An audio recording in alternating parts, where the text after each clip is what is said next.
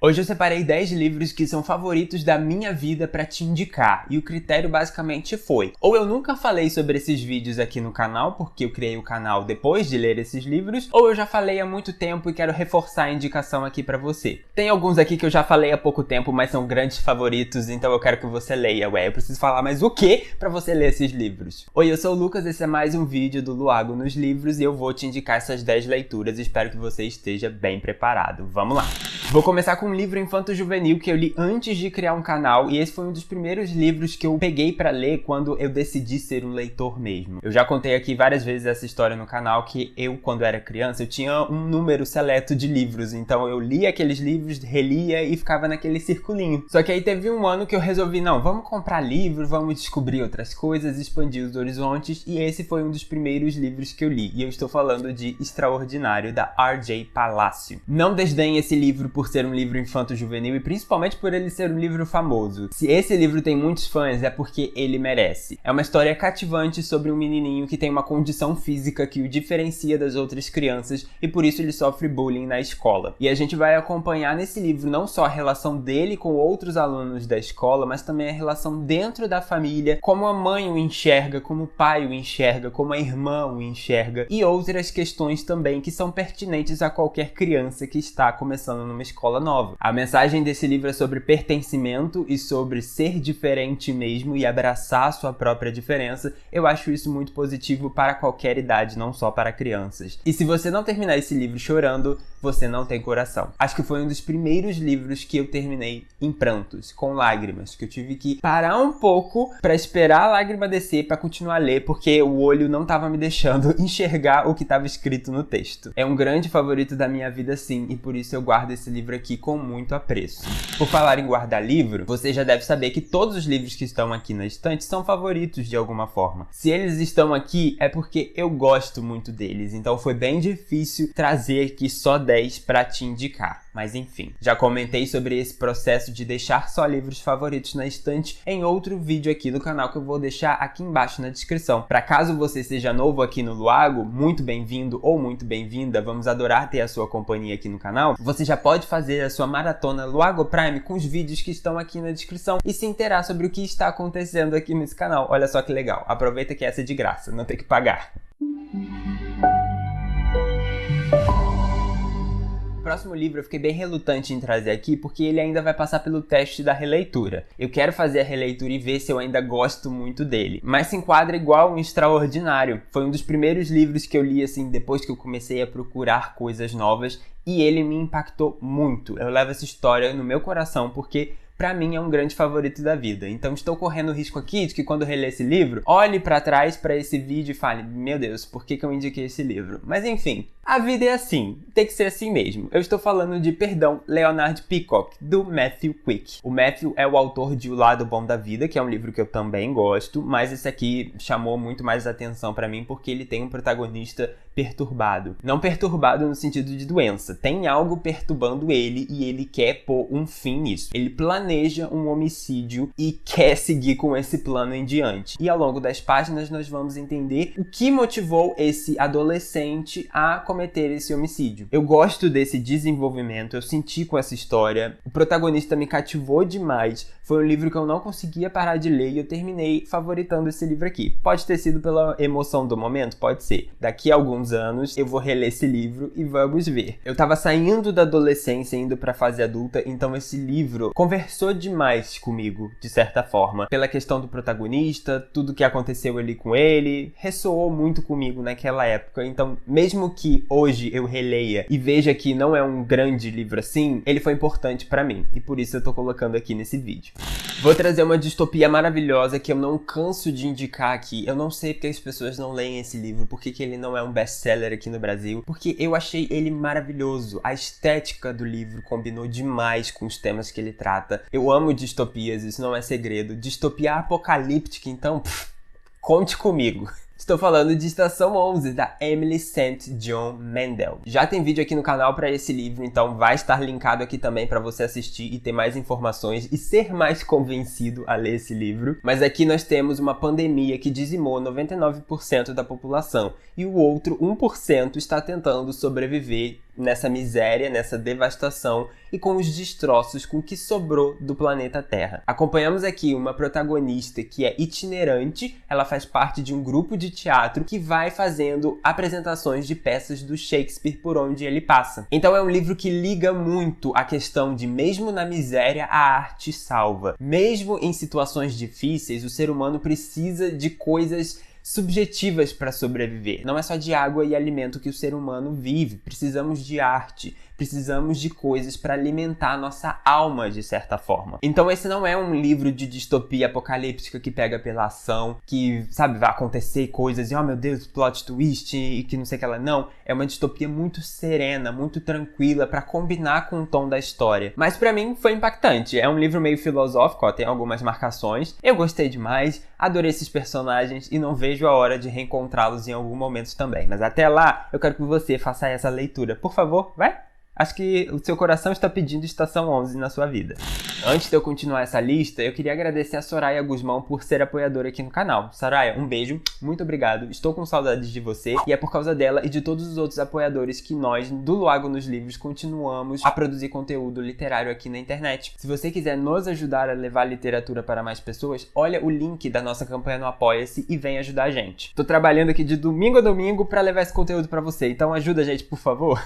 Próximo favorito é um favorito mesmo, corro o risco de ser criticado, mas não tô nem aí. É Inferno, do Dan Brown. Poucos livros na minha vida fizeram aquele meme se tornar realidade, do só mais uma página. E aí se passaram 3 horas e é 4 da manhã e eu ainda tô lendo. Inferno foi um desses livros. Gosto demais do desenvolvimento desse livro aqui porque eu acho ele diferente. O Dan Brown rompe um pouco a fórmula aqui. Temos um livro aqui que tem uma questão peculiar envolvendo o tempo dessa história, que é um pouco diferente dos outros livros. Eu acho que ele rompe também por causa do final. Na verdade, o que faz Inferno ser muito bom é o final. Muita gente acha um livro muito enrolado, lenga-lenga, que não sei o quê. Pra mim vale super a pena, porque quando chega o final, eu fiquei embasbacado. Infelizmente, esse final é trocado para o filme, então se você já viu o filme e não gostou, esquece, tá? Experimente o livro, porque ele trata sobre temas que me interessam muito, que é superpopulação. Também temos aqui uma pandemia, quem sabe? É o que Robert Langdon está tentando desvendar. A história se passa na Itália, é um ambiente que eu gosto demais. Então, pra mim, do Dan Brown, Inferno é o Bam Bam Bam, junto com Anjos e Demônios, mas eu acho que muita gente gosta de Anjos e Demônios mais do que gostam de Inferno, então tô aqui pra reforçar a indicação de Inferno, por favor. Ele é muito bom, inclusive, pra não leitores, porque eu acho que quando chegou a febre Dan Brown, muitos adultos que não gostavam de ler, que não tinham o hábito de leitura, pegaram Dan Brown pra ler, né? E isso foi muito interessante. Código da Vinci foi uma febre aqui. Em outros lugares do mundo também, mas aqui no Brasil principalmente, eu falo por causa da minha família, que não lia e começou a ler por causa de Dan Brown. Enfim, leia Inferno e depois a gente conversa, porque se você não ficar embasbacado com o plot twist do final desse livro aqui,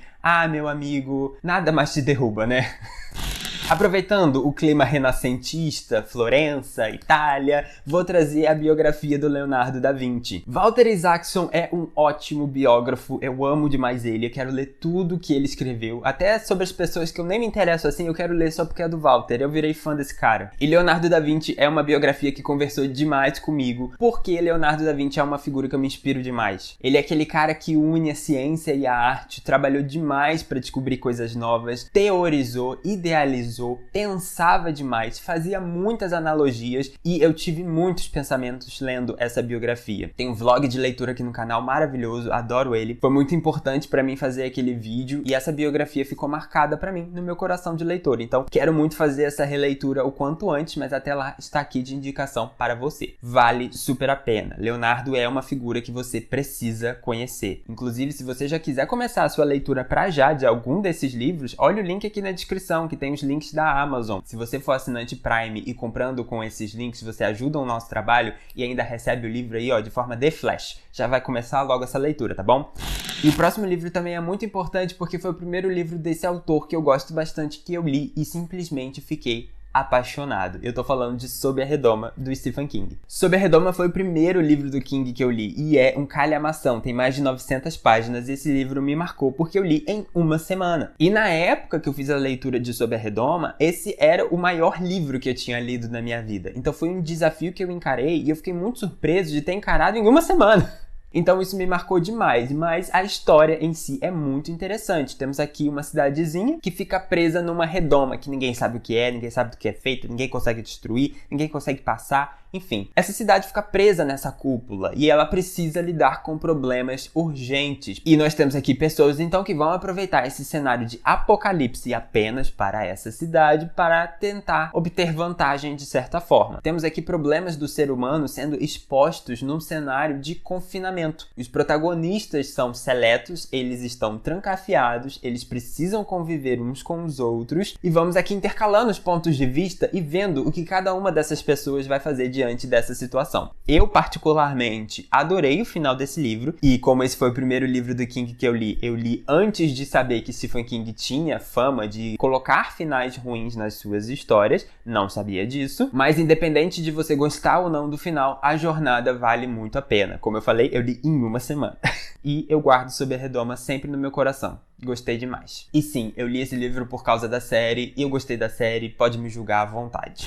O próximo livro é meio nichado, mas eu queria trazer ele aqui porque eu queria espalhar meu amor por esse autor, que é O Salmão da Dúvida, do Douglas Adams. Esse é o autor do Guia do Mochileiro das Galáxias e também de Dirk Gently. O Guia do Mochileiro das Galáxias é a série de ficção científica da minha vida, não tem como, cresci lendo esses livros. Mas para não trazer o Guia do Mochileiro, que já é muito batido, muita gente já quer ler, eu trouxe O Salmão da Dúvida, que é mais ou menos um livro de não ficção. O autor infelizmente faleceu antes de terminar o terceiro livro de Dirk Gently, que seria O Salmão da Dúvida. E aqui nós teremos os primeiros capítulos do Salmão da Dúvida, seguidos de alguns textos de transcrições, de entrevistas que ele deu para rádio, de apresentações, de texto que ele escreveu, enfim, é uma coleção de textos sobre o Douglas Adams. E quando eu li, eu fiquei apaixonado pelo autor mais do que eu já era. O Douglas tem aquele humor britânico que eu gosto bastante, aquela ironia, aquele sarcasmo que ele coloca no Guia do Mochileiro das Galáxias, e aqui eu pude ver muito mais desse humor e também conhecer algumas opiniões do autor e coisas que ele acreditava, e aí eu passei a gostar muito mais dele por causa disso. Então se você é fã do Mochileiro, leia O Salmão da Dúvida também para você se apaixonar ainda mais pelo Douglinhas.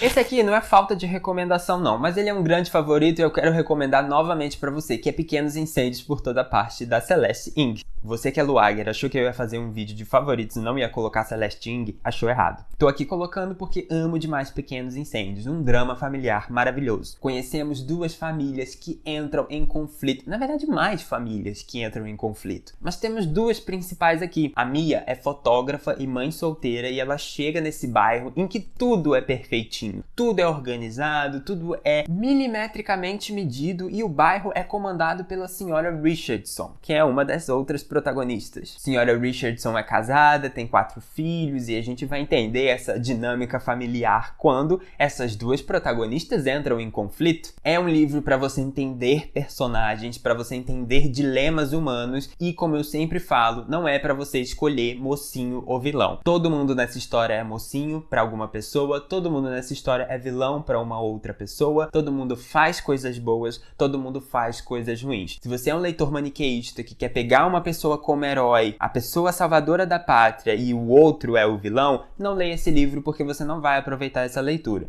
Esse livro aqui é só para quem pensa. A verdade tem que ser dita, né? Eu, hein?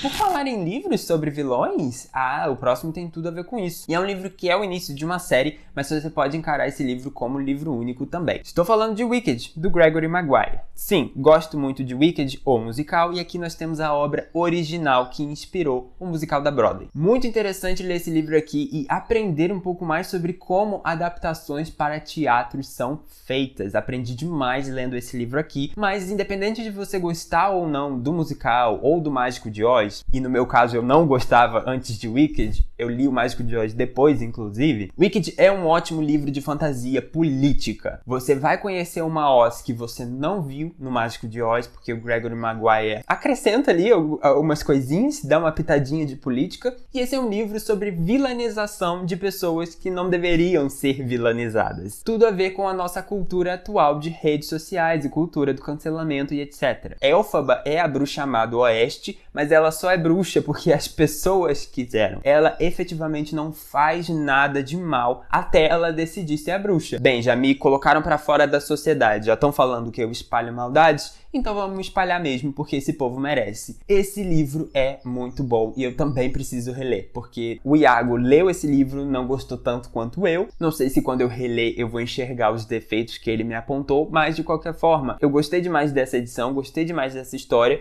Não continuei com a coleção, eu acho que nem precisa. O livro termina aqui fechadinho, tem uma ponta para continuação, principalmente se você sabe qual é a continuação, mas não é necessário. Eu estou satisfeito com o Wicked e é isso. Tem ilustrações também. Eu quero reler. Eu quero reler todos os livros aqui que eu tô trazendo. Inclusive, o próximo eu já prometi reler e não fiz. E não fiz essa releitura porque eu tô esperando você dar o like aqui nesse vídeo e compartilhar com outros amigos leitores. Só assim eu vou ter força pra conseguir fazer essa releitura. Já foi? Já deixou? Então tá bom, vou começar a reler hoje, hein? O Fim da Infância, do Arthur C. Clarke. Ou Arthurzinho, como eu chamo ele. Não confunda Arthurzinho com o outro Arthurzinho, Sir Arthur Conan Doyle, do Sherlock Holmes. A relação é que é um pouco diferente. O Fim da Infância é um dos motivos pelo qual eu me apaixonei por ficção científica. Temos aqui um livro que mescla muito bem o literal com o simbólico. É um livro muito alegórico sobre vida extraterrestre e o que aconteceria se do nada aparecessem ETs aqui pra gente. É um livro um pouco filosófico, é um livro simbólico, o final é simbólico demais. Não espere do Fim da Infância uma história muito literal. É uma história para você viajar junto com o autor, pensar, filosofar sobre a vida e sentir com o final. Se você não estiver disposto, não vá, você vai se arrepender. Mas vá sim, vá sem estar disposto, porque eu amo, eu adoro. Foi uma das leituras do Lendo com Luago aqui, infelizmente não teve vídeo pro canal ainda, mas eu quero fazer a releitura e trazer um vídeo aqui pro canal, porque eu acho que esse livro merece e esse autor merece também. Sou apaixonado demais e, junto com O Problema dos Três Corpos, é o meu livro de ficção científica favorito. Eu realmente não consigo colocar ou O Fim da Infância ou O Problema dos Três Corpos no primeiro lugar. Os dois estão ocupando o mesmo patamar no pódio. Mas sim, leia O Fim da Infância e também todos esses 10 livros aqui que eu acho que você não vai se arrepender. Se você estiver buscando mais indicações de leitura, eu acabei de fazer um vídeo recomendando livros para leitores iniciantes, para quem ainda quer começar a ler. Tá aqui, é só clicar para você ver e eu vou deixar esse outro vídeo aqui que eu acho que você vai gostar. Te vejo no próximo vídeo, hein? Um beijo e até lá. Tchau!